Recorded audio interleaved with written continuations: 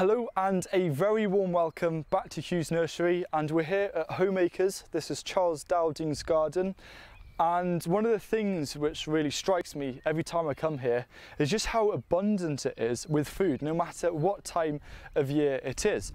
So it's late March, and I thought, what could be more interesting than Charles Dowding showing us the types of things which he is growing, the kinds of vegetables, both annuals and perennials, to cover the hungry gap. So the hungry gap, as I understand it, is after winter, because during winter you have a lot of vegetables which grew last year basically, and they're still putting on some growth now, but most of their growing happened before, such as leeks, and these leeks will continue cropping. They're coming into the hungry gap because they'll go on growing and cropping until late April. So that's a nice beginning. For me, hungry gap is April, May, into early June. So it's more the spring, because in the spring we haven't got the winter vegetables like the Swedes over there. You know, what a great resource that is for eating in winter. But they start to flower by the end of April going into May, so they go woody and they're not nice to eat anymore. So the hungry gap is about finding vegetables that crop rather uniquely just at that time of year, which is before the main summer flush begins. Quite a lot of our plantings here, like the Calabrese behind me, won't really kick in till late June. A lot of things get going towards the end of June, but not in May or early June. Another way of looking at the hungry gap is what I call it is winter's long shadow. So it's kind of the tail end of winter and going into quite a dark time. Not literally dark, we've got the sun now, but what we don't have is the harvest. And you know, even that garlic there, put in the ground last October, the cloves, they won't be ready till the end of June. That links back to storing produce for the hungry gap. You know, we've still got garlic in the house from last year, so that's another way around it. And onions that you can store for a very long time. So that's another way of having food to eat in this difficult time. The spring onions beyond the garlic, they will come ready for harvesting in May and early June, so that's a very nice green to have from overwintering. A lot of it's about planning. You know, you can't suddenly make things grow in the cooler spring to have to eat in May and early June. There is one really good vegetable though that you can grow from sowing in November, even December.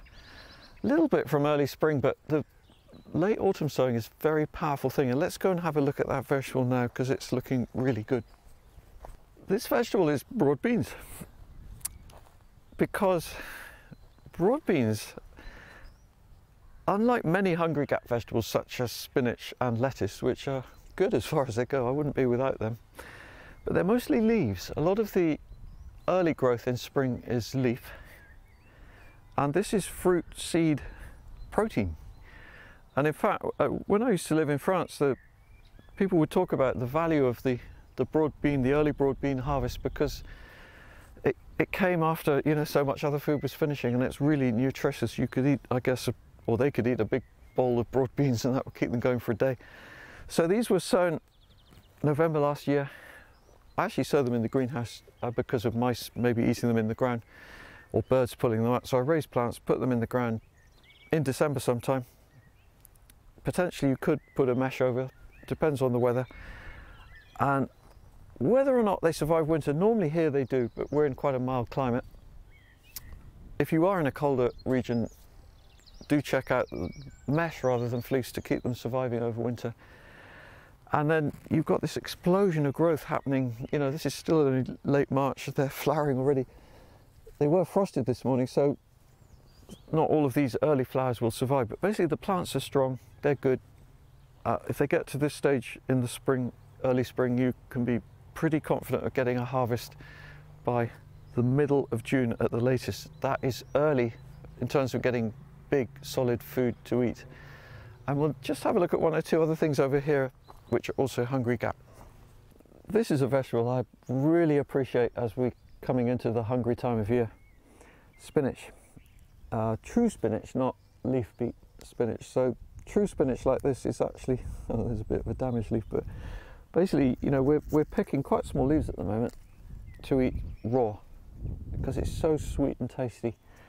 It's sweeter at the moment because of the cold conditions, like the frost overnight, and that encourages the plant to bring sugars into the leaves, which are kind of anti-freeze. So they're sweeter in the winter, even though they're smaller. And this is a variety called Medania, and I sowed it on the 10th of August last year in modules. Then I planted it between lettuce that were cropping at the time, in the spaces between. So it's basically at the same spacing as the lettuce was, but it was in the gaps between them. And then the lettuce finished, we twist out the lettuce and grow the spinach through winter. So we've had autumn crops as well, small crops in the winter. And then we actually had a big hailstorm here 3 weeks ago, and that's why we stripped a lot of leaves off the plants actually just last week, because they had a lot of this sort of pitting on the leaf, which doesn't make them inedible, but because I'm wanting to sell these leaves in my salad mix, we want nearly perfect leaves where possible, and so we cleaned up the plants. But basically these plants will produce a lot more leaves until early June, because the flowering time of spinach, this is the key point, is early summer. That's why you can sow it in August and it won't rise to flower, this variety particularly, Medania. And you therefore from August sowing you've got, it's in the ground for 9 months. You know, it's just a very efficient way of using your sowing time, your precious time in the garden. Have sowings that last for a long time, and this one going right into the hungry gap. And also with no dig and the compost mulch, I haven't actually put a mulch on this ground for 16 months now. So still strong, healthy growth, showing how efficient no dig is for using the resources you apply. You don't need more compost for no dig, if anything slightly less, because you're not oxidizing any carbon in cultivations. So spinach is great. Also actually just mentioned here coriander. I mean, look at that. So that coriander was again sown in August, late August in this case, planted here September, again between lettuce, and it's starting to go to flower now, but it's a nice spring herb as well as a winter herb, very hardy plant. And we just put in the new planting of beans around them because the coriander will finish soon. Here's another very long-lived crop which is really useful in the early spring. Chard. It's a ruby chard, this one, even pink passion actually. This one is from real seeds, really pretty coloured stems. And we sowed this one last April, so golly, that's just very nearly a year ago, showing what a long-lived plant it can be. I actually found it best not to sow it too early in the spring, so I haven't sown this year's yet. I wait until late April even before sowing it. This was then planted around the 25th of May last year. We were picking it from late June right the way through. Either I pick the leaves as small salad leaves, or you can let them grow and have them for cooking, so there's two options there. But what a lovely plant to have, just giving you food over a very long period of time. And to finish this little video, let's have a quick look at some perennials behind me. So we're looking here at asparagus, that delicious vegetable which crops most heavily right in the hungry gap actually, May and into June. Hereabouts, normally the first spears appear towards the end of April, so in about 4 weeks' time. I'm curious though to have a look.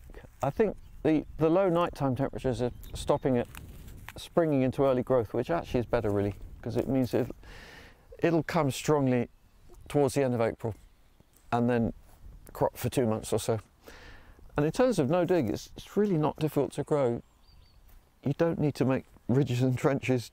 I just do it on the level with a little bit of compost extra on what becomes a very slightly raised mound where the crowns are. So this is one crown planted 6 years ago. This is last year's stems. The other thing with asparagus is you're cutting off all the top growth and putting it, I put it in the path here actually. So this is all last year's growth mouldering away and adding organic matter to the path. And we simply put maybe 1 inch, 3 centimetre compost on where the asparagus crowns are. So 2 strips here. It's just such an easy way of doing it, and the weeds don't grow much because we haven't messed around with the soil at all. So it's just occasional hand weeding, mostly picking when they start to grow. So that's a perennial that's yet to come in the true hungry gap, and we'll finish with a look at the rhubarb in this corner. So this variety of rhubarb is called Timperley Early, and it really lives up to its name. So before the end of March even, we've already been picking some. I mean, they're not the biggest at this time of year.